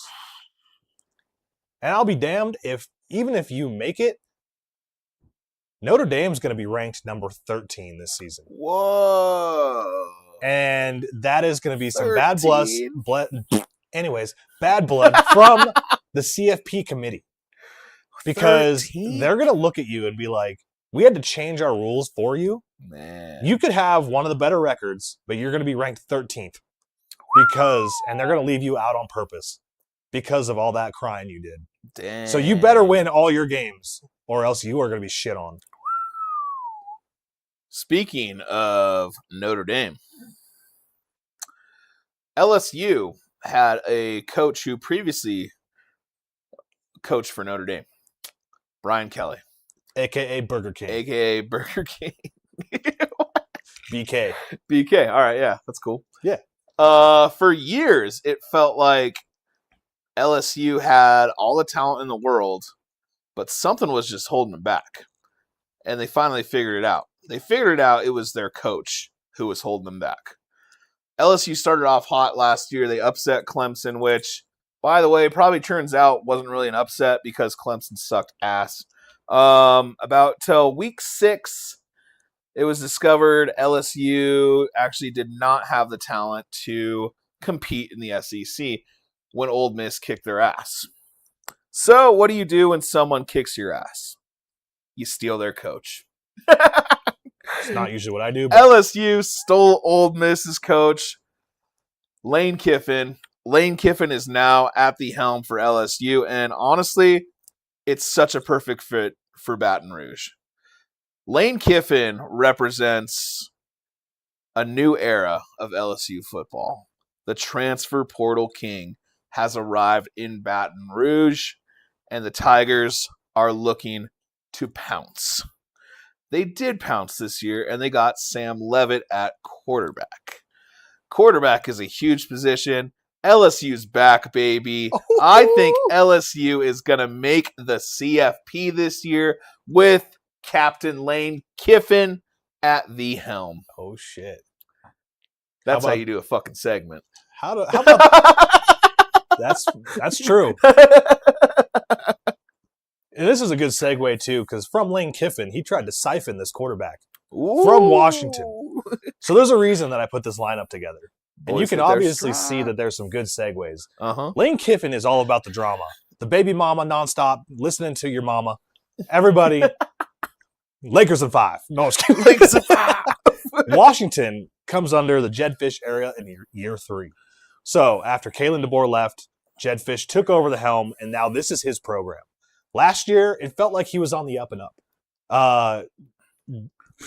Quarterback, DeMond Williams. I want to say Devon, but Demon. Demon. Demon D. Demon D. He is at the helm. And frankly, if he didn't get to play for LSU, that's fine. Now play for yourself. I don't give a shit if you play for Washington or not, but play for yourself this season. Have some expectations that you're going to be the best damn quarterback in college football. I think Washington can take this season, and essentially they're going to be, I'm going to call it now. I'm going to say Washington has the season at, they're going to be 9-2. And it's going to come down to the last game of the season. Versus Oregon. If they can beat this Oregon team, they will sneak into the college football playoff at probably a number 10 seed. Yep. So that's my expectations for Washington. I think they have the offensive line to do it. They have a really badass tight end, by the way. Yeah. He's probably going to get drafted like maybe top 20 next year. That is like, and also, by the way, like their offense last year, they averaged 410 yards a game on offense. How do you continue that? Just keep doing what you're doing. Good O-line, good quarterback play. High expectations for Washington. High expectations. I like it. Speaking of quarterbacks, Texas Tech Make a bet. did have one of the better quarterbacks of college football. That was until it was discovered that Brendan Sorsby and the Prince of Parlays were in cahoots with each other. You know what, Kasey? It's funny because I read the article, and I think I would say I bet a lot. You know, I usually bet every day. You know what's funny as shit? I read the same article, and I know where you're going with this. Dude, Brendan Sorsby is a betting god. This guy. I think he was just trying to break records with his thumbs. I think so, too. This guy, holy smokes, bro, dude. Thousands of bets. Like a day. Like he's literally betting on like every pitch, like in a baseball game. He's betting dollars and like whatever, but like he's just on his phone, like place bet, live bet, place bet, place bet. He was throwing like 10 bands on like Indiana versus Cal State Fullerton, like NCAA hoops games, like on a Thursday. Yeah. Like, so shout out to him for doing that. But Texas Tech is interesting too, because Texas Tech and Indiana are kind of in the same boat, where like all of a sudden they have this NIL money, and these two teams who used to be kind of afterthoughts, are now powerhouses. Oh, dude. So it kind of made me think of a question: is that should college football have a salary cap? Oh, like an NIL for cap? For an NIL cap, say that again. An NIL cap. So I think yes, they should. Okay, yeah. Oh my God. All right. What's your expectations for USC this year? That's a good question that you asked me. Yeah. What do you think about USC? Lincoln Riley, this is your last year at USC if you don't do some damn work with your team. This is. And you are going to go from a notable Power 5 head coach to just another average Joe. I don't think that you have made enough noise for any team in any conference to be continued as looked upon as a coach with a high pedigree. Wow. Essentially, this might be your last job with your highest paycheck you've ever made. So if you lose this, if USC does not make the CFP this season, which I'm surprised they haven't. They've never have. That's the problem. That's crazy. And Lincoln Riley came in with high expectations to take them to the CFP. Mm-hmm. So what I'm getting at is that USC and this team are not making the CFP. Lincoln Riley is losing his job. Whoa. And USC will have a new coach next season. Dang. Lincoln Riley will be off to the races to be a head coach of the brand new Pac-12 conference. Okay. He is basically taking a step down. Taking a step down? Yep. Wow. Because no other team is going to offer him that high position. Like, what other school? Like, What school in the SEC or the Big 18, Big 10 is going to like hire Lincoln Riley after Yeah. like the years at USC proving that he did nothing? He's a great offensive coordinator. It's always been defense that's been the struggle at USC. Hence, he's taking a step down. Uh-huh. If he's offensive coordinator somewhere in the SEC, I think that's a better role for him. That's a great role for him. Yeah. He needs to go. Well, he originally came from Oklahoma, right? Yeah. Yeah. Go be the OC for Oklahoma. Ooh, and Brent Venables, that'd be cool. Dude, I'm telling you. See, I think USC has enough talent to make a move this year, so they do have a very tough schedule. But it is true. Speaking of which, I believe USC is one of my sleeper teams this year. That's We're fair. gonna do sleepers. That's fair. So a sleeper to make the CFP? Yep. That's fair. I like that. Because they get Oregon at home. They also get Ohio State at home. So it's kind of USC they have the chance to host these big, sure. They're playing some very tough teams, but they get them at home this year. So if USC can take care of business at home, look out. Hell yeah. And you know what? I'm going to mention one of my teams. I mentioned them earlier in the show. They're going to make some noise. They are they're going to be in the ACC Conference Championship game. Okay. Florida State. Look out for Florida State this year. They're a potential dark horse to get and make the ACC if their roster all comes together. Is there anybody else on your radar that you're looking at? I'm glad you said the ACC because, quite frankly, you missed one of the biggest powerhouse teams of the ACC since they joined the ACC, and that's the SMU Mustangs. Ooh, SMU. Give me the SMU Mustangs to make it to the ACC title game versus your Miami Hurricanes. I like that. Sure, I think SMU doesn't really match up well with Miami, but SMU does match up well versus the rest of the ACC with Kevin Jennings at quarterback. That's a very good pick. And another team that I mentioned, so we have already talked about my two sleeper teams. I'm going to reference them again. It's going to come down to the last game of the season. Washington taking on Oregon. If Washington can defeat that Oregon team in the last game of the season, watch out for them to make the college football playoff championship game versus Miami.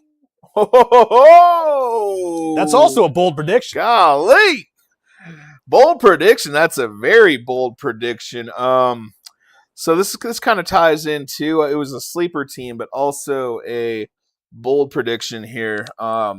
Oklahoma State. Ooh. I think Oklahoma State, if there was a team to go worst to first in college football, which honestly it's pretty unprecedented, I believe Oklahoma State could do it in the Big 12. That's a pretty good bold prediction. The Big 12 is wide open, and Oklahoma State does have now Drew Mestemaker from North Texas, who led the nation in passing last year. So North Texas is basically in Oklahoma State. I think Oklahoma State has a shot to go from worst to first and win the Big 12 championship this year.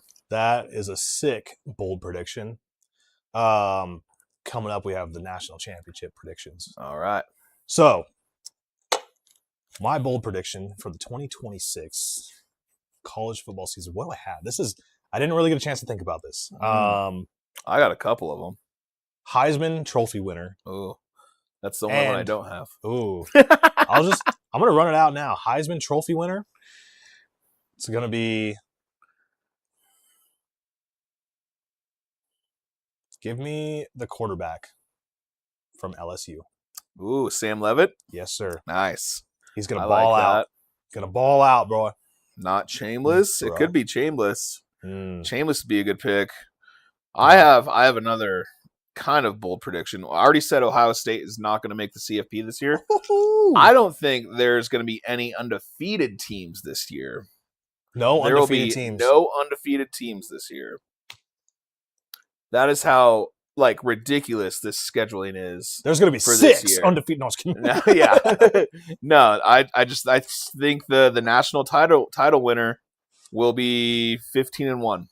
Speaking of national title winners, it is our time to talk about your prediction for the national champions of the 2026 college football season.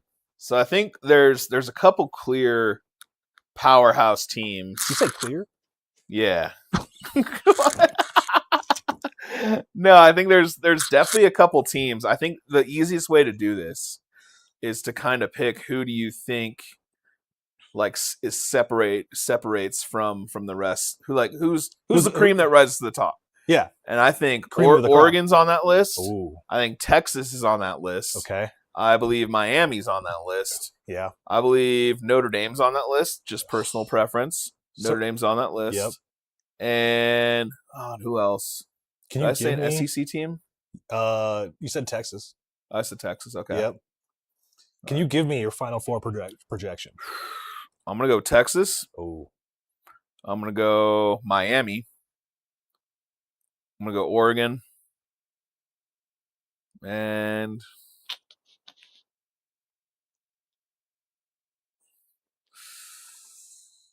Oklahoma. That's Oklahoma, baby. Oklahoma.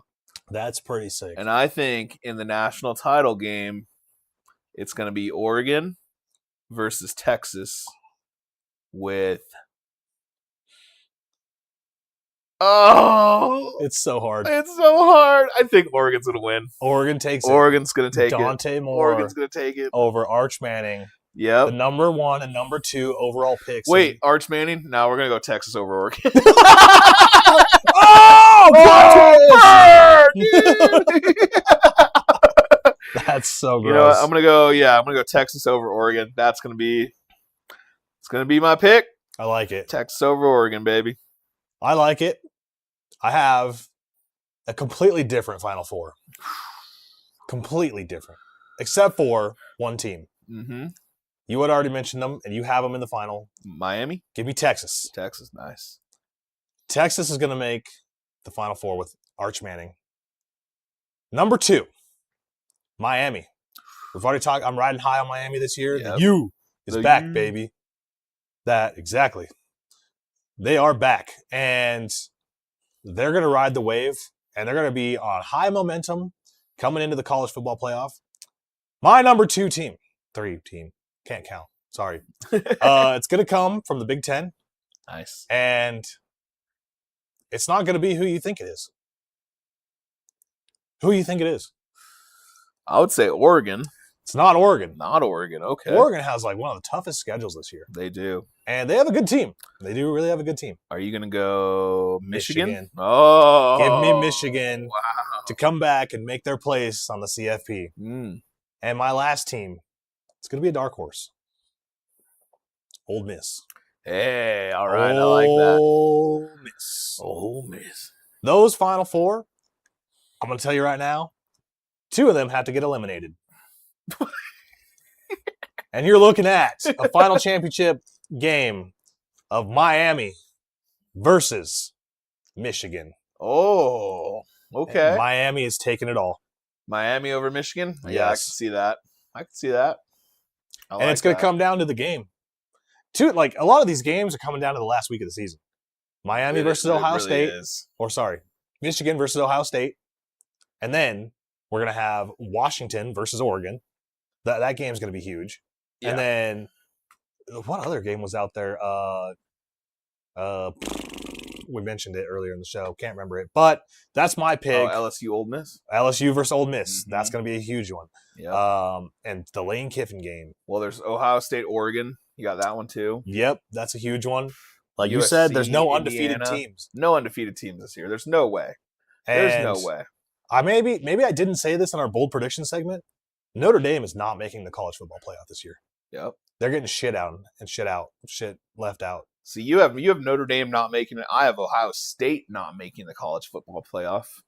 I think that's pretty bold is in terms of football tradition. It is. So I think, yeah, what a freaking good episode, Case. Dude, we have a lot of power. Dude, I like this season. I'm excited for this football season. Speaking of power rankings time. Woo-hoo! It's America's favorite segment. This is almost the end of our show. Thank you guys for sticking with us this whole time. Power rankings are sponsored by Lake Tahoe. Hey, Lake Tahoe, where if you want to bury a body, just throw it in the water. Or Just don't bury bodies. Just Let's not do that. don't bury bodies. Just throw them in the water. Exactly. It's less energy. Exactly. All right, this week on Power Rankings, we're doing pet peeves. And if I could get this screen to work, I would use it. Wish that I was on old Rocky Top. Rocket Top. Down in them Tennessee. Yeah, that's a sneak peek at what the fuck I'm looking at. All right, interact. Hey guys, just pretend you didn't see that on the screen there. We'll go back. Oh, we're gonna go back. Is. There we go. All right, good job, Case. So what do you have this week for the power rankings? It looks like we have pet peeves. This week we have pet peeves, and I'm gonna give you my top 5. Justin's gonna run down his top 5. So what is a pet peeve? It's kind of like annoying things. An annoying thing someone does to you, or that voice in your head that says like, God, what the fuck is that person doing? I have it all the time. I have it every 17 seconds. On air. Yes, me too. They're like right now. It bothers me that my bricks on the wall are not completely even on the right hand side, but you can't see that. So, all right. Without further ado, Kasey, Big Schlick, the producer. Big Schlick. Schlicks over. Why'd you put the H in there? That's how I say it. Big Schlick. My top 5 pet peeves of all time. Okay. Number 5, blocking aisles at the grocery store. Yeah. Costco, Sam's Club, Walmart, Safeway, Fred Meyer. You put your cart sideways in the freaking aisle, you're getting punched in the face. Number 4, crowding an elevator. Oh, God. If you open an elevator and there's already like 16 people in there, just wait. Please don't fucking go in there. Just wait. Like, I will leave the elevator for you to go in. Like, if I'm standing in there, I see more people come in. I'm like, nope. This is my floor. Get off. I'm out. It's like my claustrophobia can't handle that many people. Number 3, blasting music on hikes. Oh. If you have your speakers going. Now, granted, I will say, people do this for bears and stuff. So if you're hiking with a lot of bears in the area, you do want them to not like be jump scared. So that's okay. I understand that logic behind it. But if you're doing it and you're just blasting like Lil Wayne on the fucking trail while other people are trying to take a fucking peace hike, don't do that. I've done that before when I was trail running, when I was in super good shape. So that's fair. Yeah. Number 2, slow service at a restaurant. And what I mean by this is like when the waiters are slow. Yeah, you go into a restaurant and it's like super dead in there. There's like 4 people on a lunchtime, and you're sitting there and it's been 15 fucking minutes. Like when my mom came to town that one time. Yes. Same with when my mom came to town. For some reason, when our moms come to town, there's slow service. It took them 20 minutes to like just grab me like a beer and open it. And they were like, yeah, we're just waiting for the bartender to grab it. And I'm like, that's cool. It's a fucking Modelo. Can you just crack it open and hand it to me? Anyways, blocking aisles, crowding in an elevator, blasting music on hikes, slow service. Those are my top 5. What is your number 1 pet peeve? Emails with no context. Please do not send me an email with no context. People do this all the time. So they send it, you read it. It's like there's a subject. Like, if you use abbreviations in your email and say, and you don't tell the person what you're referencing, it's just like a link to a fucking website. What am I supposed to do with this? You send me a document that has nothing applied to the email, and I'm like, okay, you sent me a freaking Word document for this year's market trends on steel analogies. Like, what am I supposed to do with this? Like, email, like, please, people, just address it's common courtesy to address what you're talking about. Yeah, put an address in there. It's like, hey, Danny DeVito, I got this new car and I wanted to see if you were interested in purchasing it. Don't just send Danny DeVito a picture of the car and let him guess what you're doing. Anyways. Danny DeVito. All right. That's good. I like your list, dude. Blocking aisles, yeah, that sucks. Blasting music on hikes. I kind of agree with that, but slow service is freaking terrible. Especially when you're hungry. Yeah, especially when you're hungry. If there's, like you said, the 4 people in the bar and yeah, like there's not really many customers, like, yeah, there's no reason for you to be like, I mean, all right, waiters, waitresses, bartenders, you guys aren't that cool. All right. Like, you're not that important. Like, your text can wait. You know what my problem is? That, like, I tip really well. Like, I'm a good tipper. Yeah. And I'm not trying to, like, blow smoke up my own ass. I'm just trying to say, like, I know these people work in the industry for tips. Yeah. So it's like, if you have good service, dude, I'm throwing $20 at you. Like, you know what I mean? In the state of Reno, like, state of Nevada, Reno, you get, like, free drinks if you game all the time. Like, so if you're playing slots or whatever, they give you free drinks. Yeah. I'm going to give you more tips because I didn't have to pay for my drink. Right. So, but if you're, like, running 30 minutes late with a fucking glass of water. And don't expect a big tip if you're, like, just being slow. Yeah. Like, what? All right. Good list. I like the list, man. Thank you. All right. Now Justin. it's time. Number let's 5. Go down this list. Number 5, pet peeves. Earbuds on 24/7. Who are you talking to? What are you listening to? What are you listening to? What song's on? Like, all right, why are you at the farmer's market with your earbuds on? Why are you at the farmer's market with your girlfriend with your earbuds on? Why are you at the farmer's market? What'd you say?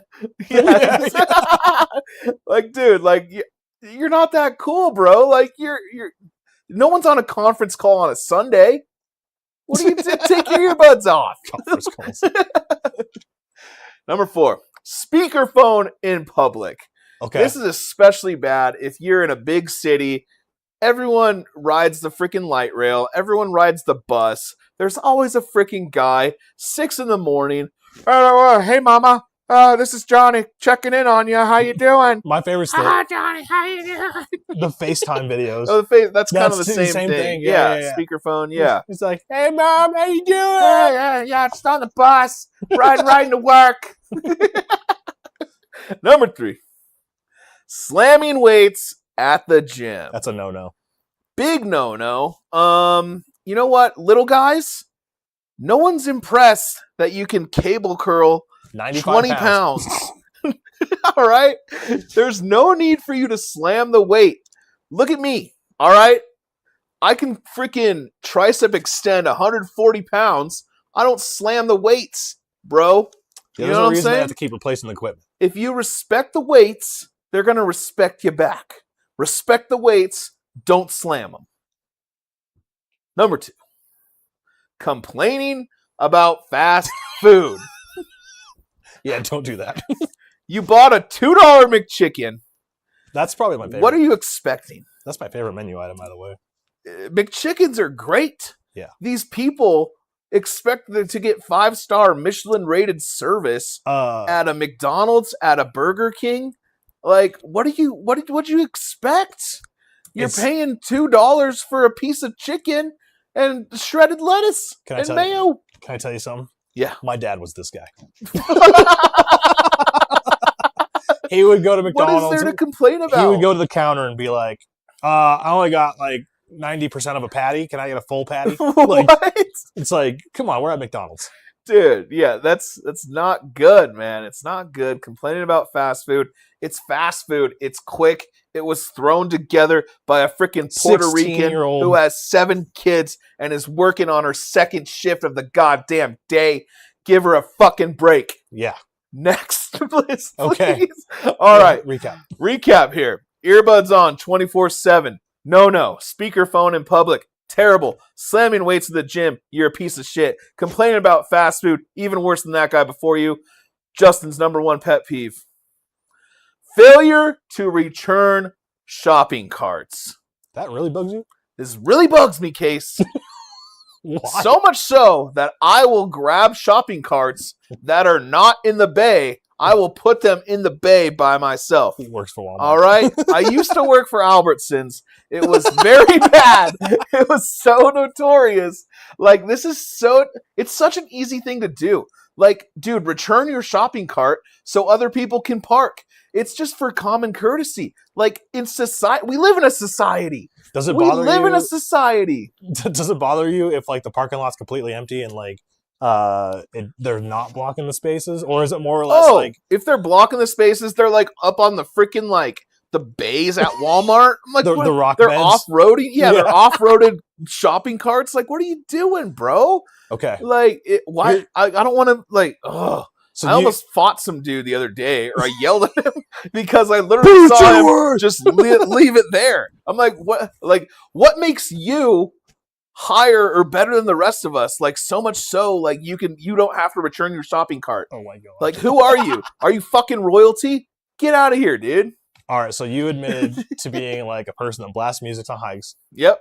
I might be a guy that fails to return shopping carts. I might be that guy. What the? Okay, so this is okay. I'm going to justify it a little bit here. There is no justification. There is a little bit. There is no justification. So the minor justification I have is if I go to a grocery store and you're like, let's say, okay, Costco is an example. Okay. If I go to Costco and there's no parking until like all the way in the back of the fucking like parking lot. Yeah. If I go there and I have to grab a cart, go do the whole rigmarole of like shopping, come back, and there's not a cart bay for like an entire like 2 to 3 rows, I'm not walking like another 3 blocks to go put my cart away. 2 to 3 rows? Yeah. It's like 50 feet. No. Not at Costco, because Costco has like the raised parking lot and sections in between. So it's like I have to take that cart in between the rows and like go around. I'm like, you know what? No other cars here. God forbid you have to take your complimentary shopping cart back to the bay where it God belongs. forbid you blast music on a hike and let everyone else listen to Lil Wayne. Anyways. Let us know about our lists. I think my pet peeves are justifiable. I think they're all justifiable. They're all justifiable. Yeah, like, hopefully people can learn from these lists. You know, like, hopefully, like, maybe no one's ever told them that this is annoying. And this list will be like, oh, maybe I shouldn't do what I'm doing. And so I can actually be nicer and be more pleasant around other people. If you saw my honest opinion on replying about the emails with no context, like, this is a daily occurrence for me, and like I will reply to people with saying, I don't know what the fuck you're talking about. In a nice way. In a professional manner, I will reply and say, I don't know what you're talking about, sir. Yeah. Like, can you please give me some more context behind why you sent me a link to a fucking website that has nothing to do with anything we're talking about? You know what? This could be a good honorable mention here. Mm-hmm. I know a lot of our parents will do it. Yeah. But they will literally stop wherever they are. Walking and texting. To reply to a message. Oh, yeah. They could be in the middle of the crosswalk, downtown Seattle. My dad, he gets a text message.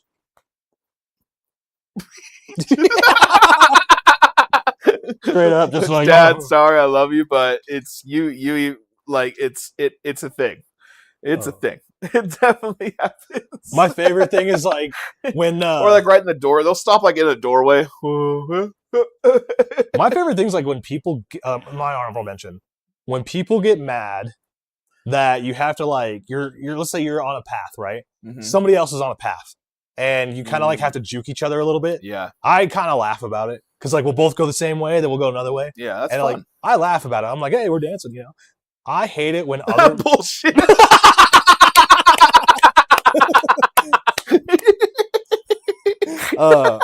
I hate it when the other people get mad about it. Like they're like, oh right. I'm just like, what the fuck you want me to do? I didn't know what way you were going. Yeah, like, come on, guy. You're welcome for the dance lesson. Yeah, exactly. Next time, pick up your feet when you walk. Fucking shuffle tard. Or like, I know like this will happen at the gym every now and then. Maybe it's just in my head. But, like, people will just stare at you and they'll, like, try to mean mug you. Oh. I'm like, what are you looking at? Like, yeah, you're a fucking bitch, dude. Like, what's you ever seen muscles before? You're right. You ever seen a dude get... Yeah, dude, come on. I think we got to stop cursing so much. But no, you know, I think people like it. Yeah, that's who we are. Like it. Fuck them.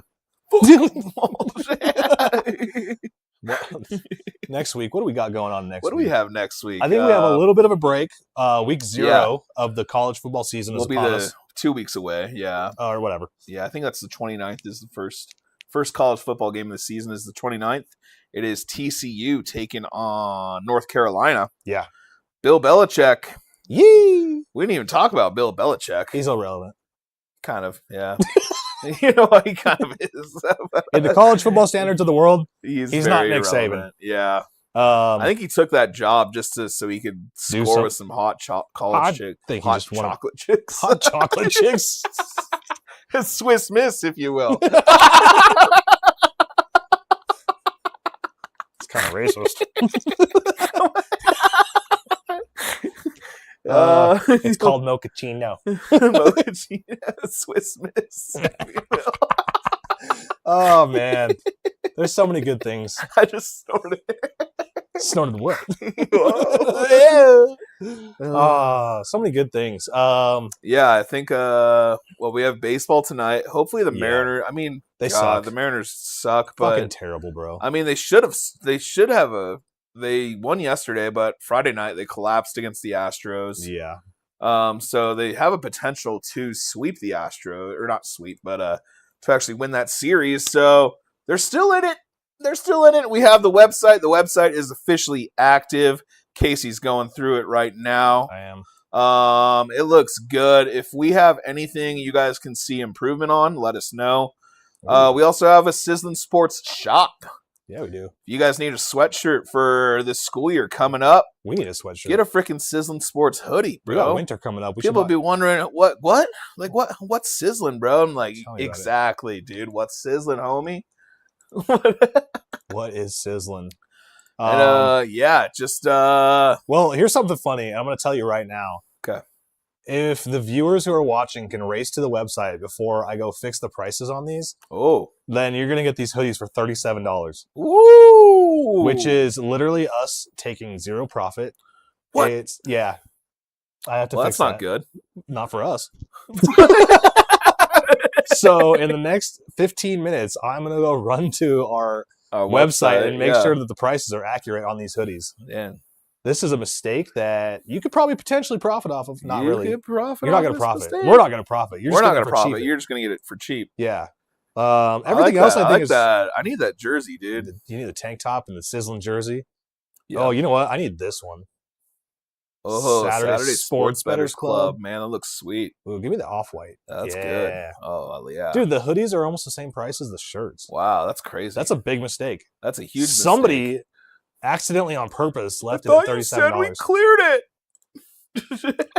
And you want to know, this is all legal. Scroll down there. What was that about us there? I can't scroll down for some reason. Oh, man. I don't know why.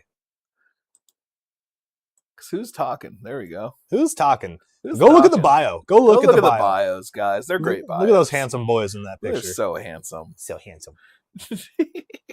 Anyways. All right. Well, I think that was a fun episode. It was okay. So I have Oregon, unfortunately, is going to win the national title. That's my pick. Kasey has the University of Miami. You. Oh, wait, no. Did I say Oregon? I said Texas. Jesus. What happened? Oh, my gosh. Don't switch up on them. I have Texas. Sorry. Texas winning the national title against Oregon. Oregon fails to win another national title. They've actually never won one, Case. They never will. I mean, it's 0 for 0. Oh, that sucks, dude. You suck. You know what this stands for? Time to fly the nest, baby. We are out. We are out. We will see you guys next week on Saturday, right? Yes, we'll normally be on Saturday, which is next week. Yep, Saturday. We had something special going on this week. We did. Yep, we'll see you guys next Saturday, recapping all the baseball, NFL action, preseason action, Hard Knocks action, college football stories, anything that pops up, anything that is sizzling. Thank you guys so much for tuning into a very special edition of the What's Sizzlin Sports Betting Show. Maction. For Big Slick. Michael Jackson. My name is Justin Tapp, a.k.a. Prince of Parlays. Lakers in 5. See you guys next week.